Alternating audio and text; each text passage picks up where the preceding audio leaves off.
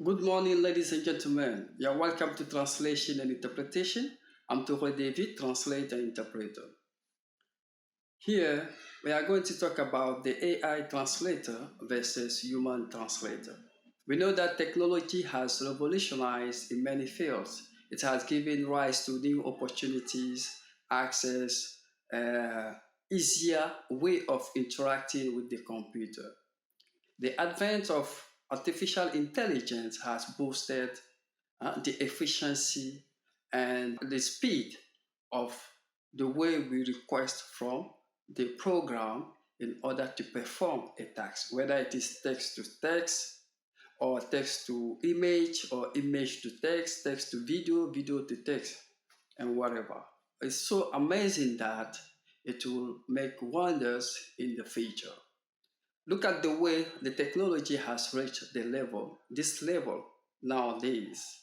But in translation field or in diplomatic translation, legal translation, AI or technology falls behind, falls short in terms of contextual meaning, in terms of cultural sensitivity, in terms of ethical judgments. Let's take an example for that. Google Translate, when you write an expression, an idiomatic expression, it will give you another meaning. For example, you can go online and write walking a fine line. You will see the translation is going to give it to you. Or another idiomatic expression that we, for example, kick the can down the road.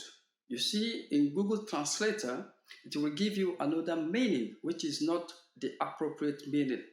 Therefore, the mistranslation can lead to confusion, can lead to misunderstanding, which is so sensitive is when you are in diplomatic translation or in legal translation. Imagine how this misinterpretation or mistranslation can lead to tension, can lead to conflict, can lead to the collapse of peace talk. That is the far-reaching consequence in misinterpretation, in diplomatic translation, in legal translation.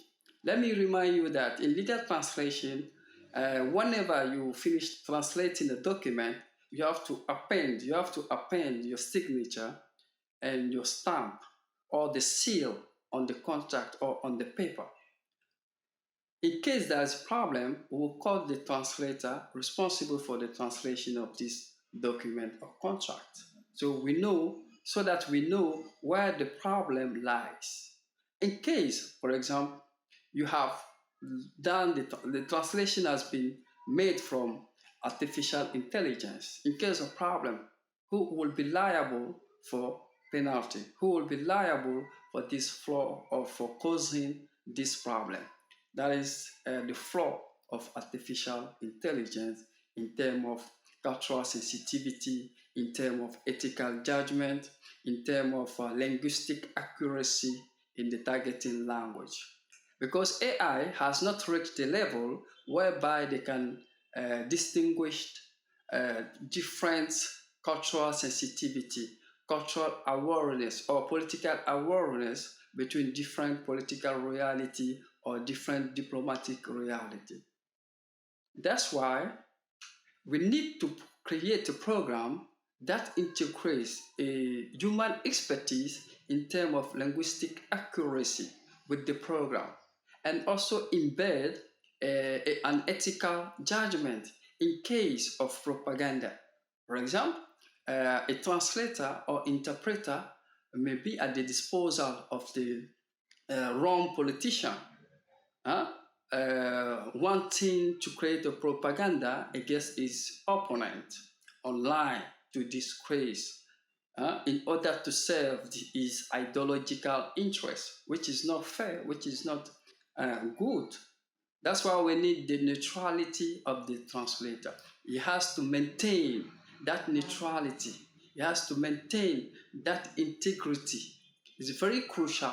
It serves as a vital tool for the translator to convey the message to the targeting audience or to the targeting readers.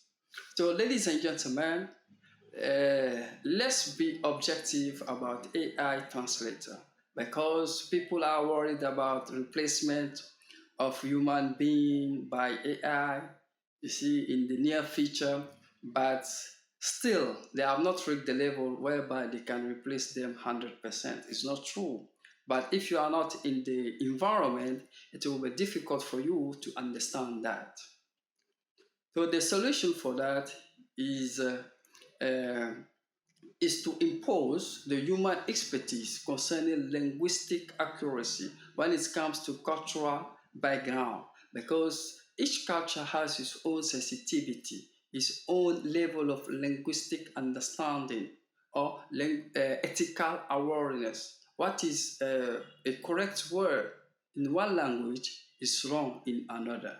So AI doesn't make that, no, it doesn't make that sensitive difference when they are targeting the translation in the targeting language. That's why it falls behind or it falls short in terms of cultural sensitivity or ethical judgment.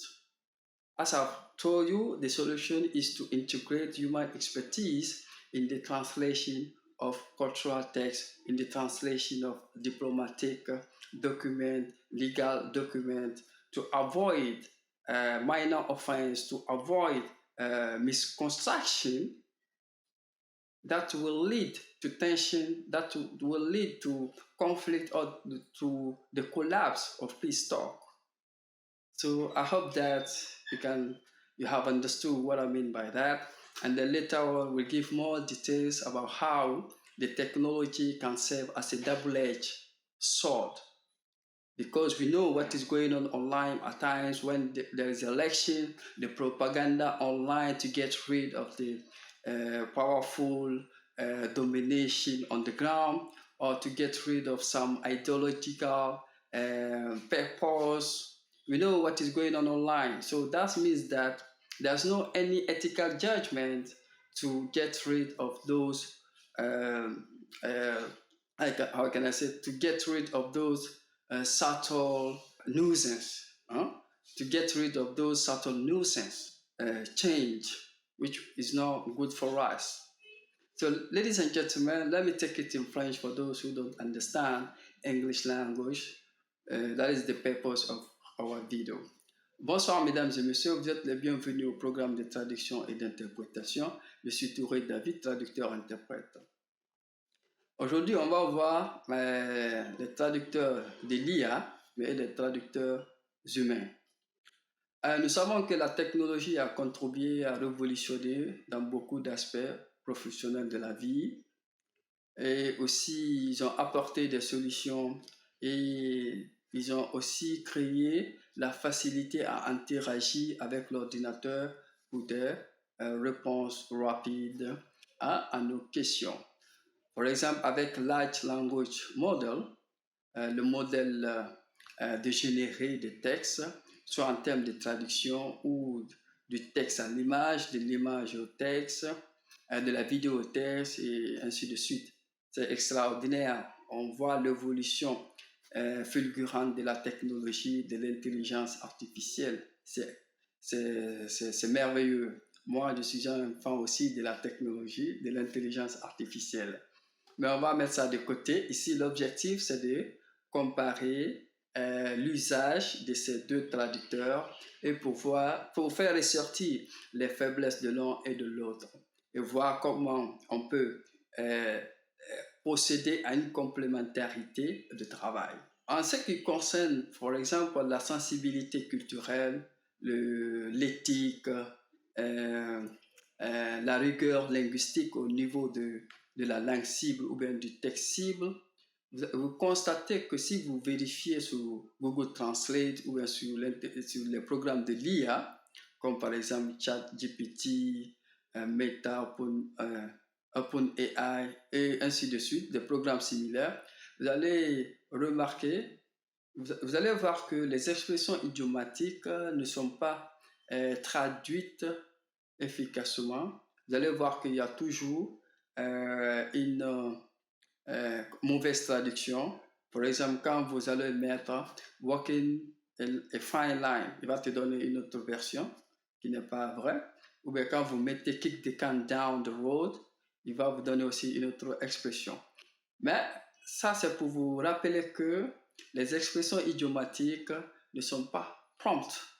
C'est-à-dire que même s'ils sont prompts, ça veut dire rapide. Même si c'est rapide, ils ne vont pas vous donner une expression appropriée. Donc la traduction sera fausse. Et dans le domaine diplomatique, dans le domaine juridique, ça encore, ça devient de plus en plus grave.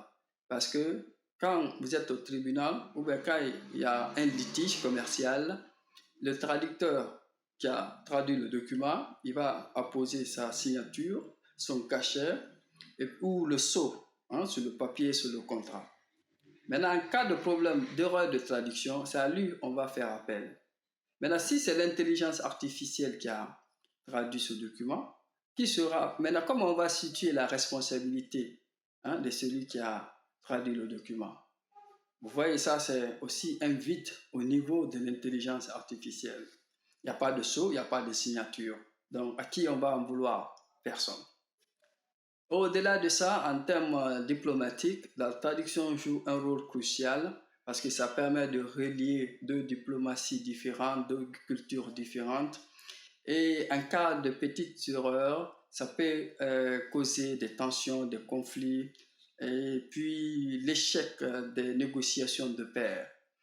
Pour éviter cela, ils n'utilisent pas l'intelligence artificielle à ce niveau quand il s'agit, par exemple, de sensibilités culturelles très complexes où tu as besoin d'une connaissance culturelle de la langue cible pour pouvoir traduire efficacement. C'est pour cela qu'il y a une complémentarité entre l'intelligence artificielle pour la traduction et les traducteurs humains. Par exemple, vous allez voir dans les cabines, ils ont des programmes à l'écran de Large Language Model, c'est-à-dire text-to-speech ou speech-to-text. Ils essaient de voir, mais avec une capacité de vitesse à s'adapter à la langue du locuteur. Et puis voir si le programme ne s'est pas trompé pour un terme ou bien pour un cas qui est trop sensible, dont la connaissance nécessite une compréhension culturelle et linguistique de la langue de départ. C'est pour ça qu'il y a une sorte de complémentarité. Sinon, sans ça, l'intelligence artificielle n'a pas atteint ce niveau artistique, littéraire ou culturel de faire les nuances entre les cultures, de faire la différence entre ce qui est issu, ce qui provient d'une expression idiomatique ou ce qui ne l'est pas, ce qui provient d'un aspect juridique et son équivalent dans la langue cible. Donc ça, c'est des inconvénients ou les faiblesses de l'intelligence artificielle pour la traduction. Pour cela, il est nécessaire d'avoir l'expertise linguistique des traducteurs pour des jugements éthiques, pour la sensibilité culturelle, afin que le programme soit plus efficace. Donc, mesdames et messieurs, on va s'arrêter ici et prochainement, on va voir comment est-ce que la technologie peut servir comme un couteau à double tranchant. Parce qu'on peut l'utiliser à bon escient comme à mauvais escient. Par exemple, en ligne, il y a des propagandes, en utilisant l'IA, il y a les cyberattaques et plein de trucs. Mais ça sera réservé dans la prochaine vidéo pour beaucoup plus de détails et puis élargir votre champ d'horizon sur l'utilisation de l'IA traductrice et de traducteurs humains. Donc, merci pour votre attention. À la prochaine.